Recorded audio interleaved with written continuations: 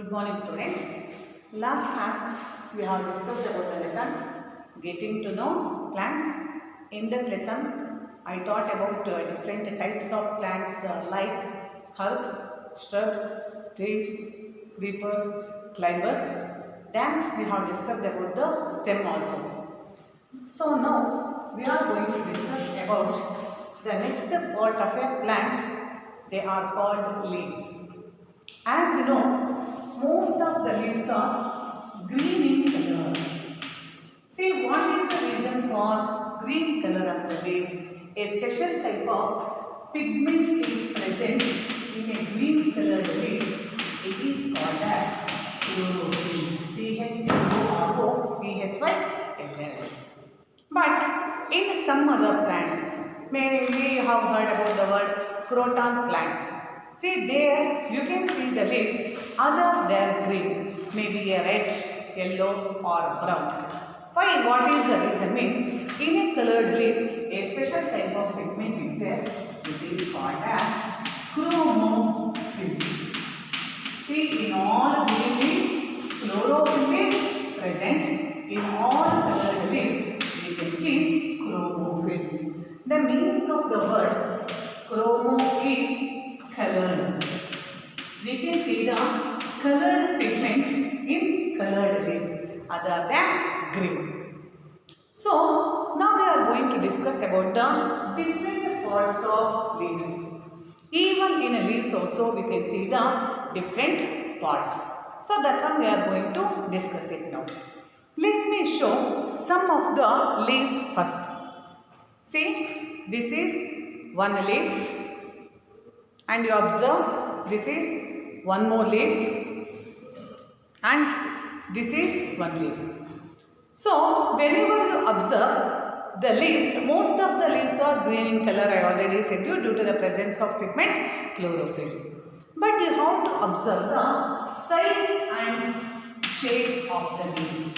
What about the size and the shape of the leaves? As you know, all leaves are not of same size. In the same way, all leaves are not of the same shape also. The size will also differ, shape will also differ from one plant of the leaf to the other plant of the leaf. Now we are going to discuss about the different parts in a leaf. See, now I am showing the single leaf. This green color portion is sticky type. It is called as petiole. Petiole. See, this petiole is attached to the stem in a plant. This is called as petiole. And you can see the broad shaped leaf, green colored, that is called as lamina. Lamina. So, in a leaf, you can observe the petiole also as well as lamina also. Petiole is this portion, it is attached with a stem. In a plant, this is called as petiole, and the broad shaped leaf, green colored, that is called as lamina. In the same way you observe, in all the leaves, you are going to observe in the middle, a thick line-like structure is there. It is called as midrib. M-I-D-R-I-B. Midrib.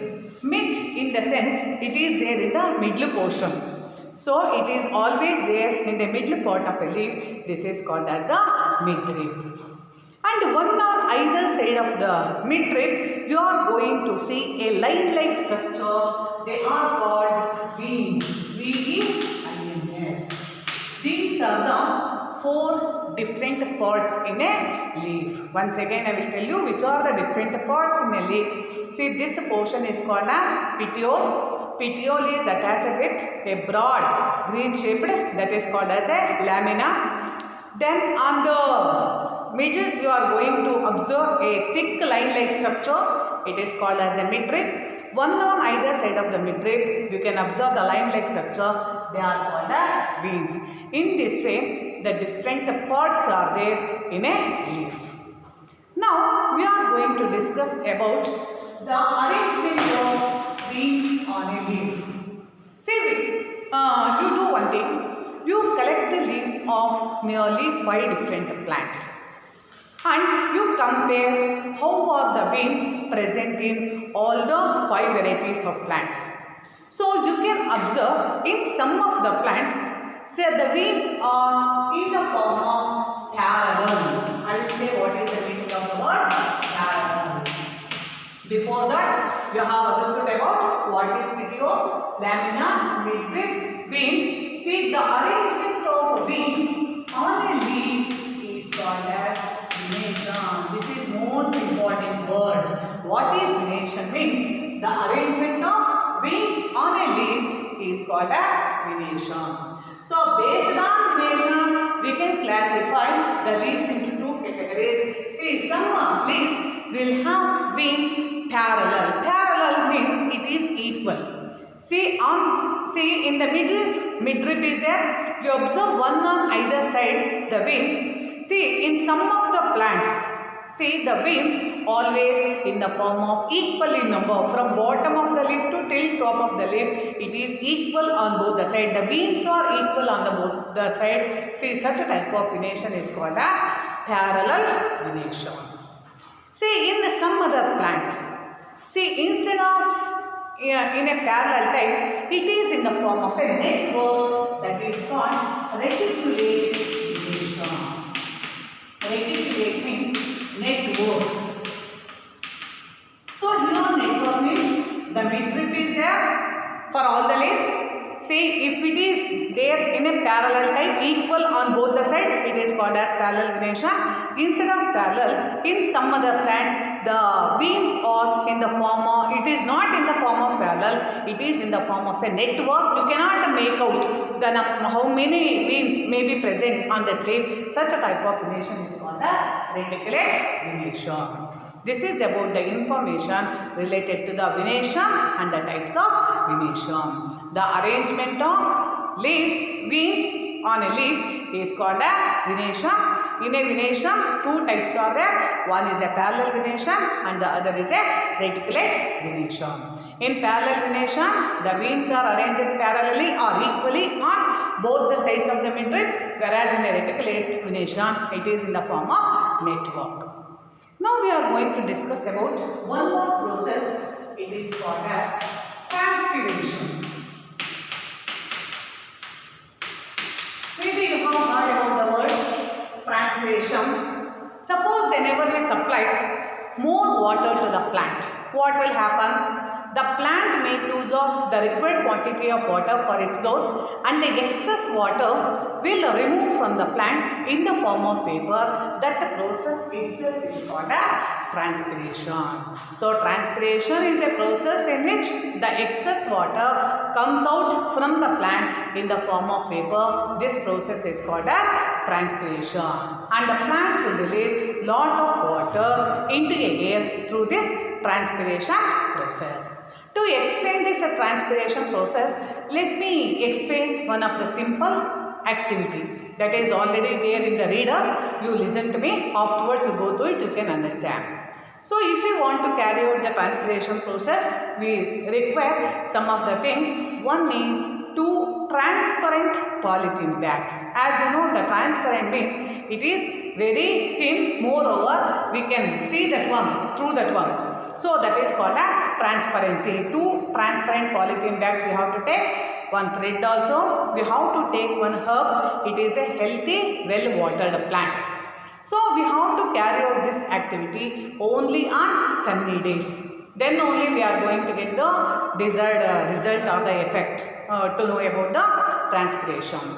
So, what we have to do? We have to take one small branch of a herb plant in one of the polythene cover and we have to tie its mouth with the help of one more polythene cover and we should keep it in the presence of sun for nearly 4 to 5 hours.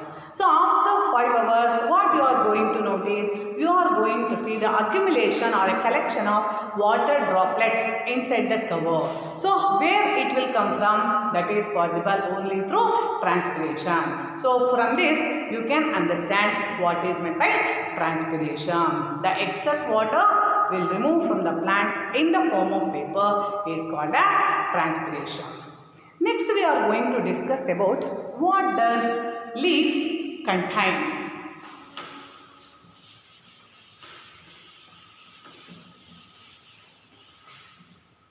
So what does a leaf contain? I already said you most of the leaves are green in color. That is mainly due to the presence of a green color pigment. It is called chlorophyll. So for this one also, let me explain one of the simple activity. See what are the things required to carry out this activity. One, we have to take one leaf. And we have to take a spirit. Spirit is nothing but alcohol. Then we have to take one beaker. Then we need test tube also. Leaf, spirit, beaker, test tube. Then we need water. The last one is water glass. So with the help of taking all these, I will explain the method in what way we have to understand whether the leaves are having a chlorophyll or not. First we have to take the leaf in a test tube. I already said test tube is there. In a test tube we have to take the leaf. And we have to place the test tube in a beaker. Here in beaker the quantity of water may be half quantity of water is more than enough for that one. Next is we have to heat the beaker. Then once again I will tell you. First we have to take the leaf in a test tube, and for that one we have to pour a spirit. This one I forgot, sorry. We have to pour a spirit completely on the leaf. Then we have to place the test tube in a beaker. In that beaker half quantity of water is there. Then heat the beaker till the green color from the leaf will come out. Next is we have to take out the leaf carefully, and we have to wash that one with the water. After we wash that one with the water, we have to keep it on a watch glass, and we have to pour one chemical for that one. This chemical I forgot, that is called as iodine. So whenever we pour 2 to 3 drops of iodine over a leaf, see the green color of a leaf will turn into a purple or violet color. So from that purple or violet color we can understand that is the presence of starch in a leaf. See, this one we have already discussed in the first lesson itself. Only I taught you how can we understand the presence of starch in a potato. Here the same type we have to do it even here also. So the green color of the leaf will turn into a violet color or purple color. So from this we can understand the leaf will contain starch content. The leaf will have chlorophyll, and the leaf will have a starch content also. So what is the use of chlorophyll? We have to discuss it now in detail. See, you have heard about one of the process which will carry out in most of the plant. It is called as photosynthesis. See, the meaning of the word photo is light. Synthesis means preparation. Now I will explain in detail what is meant by photosynthesis. Photo is light, synthesis is preparation. As you know, all green plants will belong to autotrophs. Autotrophs means it can able to prepare its own food through a process known as photosynthesis. So, if the plant has to carry out photosynthesis, it requires certain factors. In that one, chlorophyll is also included. So, to carry out photosynthesis, the plant needs certain factors. One is chlorophyll, second is water, third one is carbon dioxide, fourth one is mineral salts,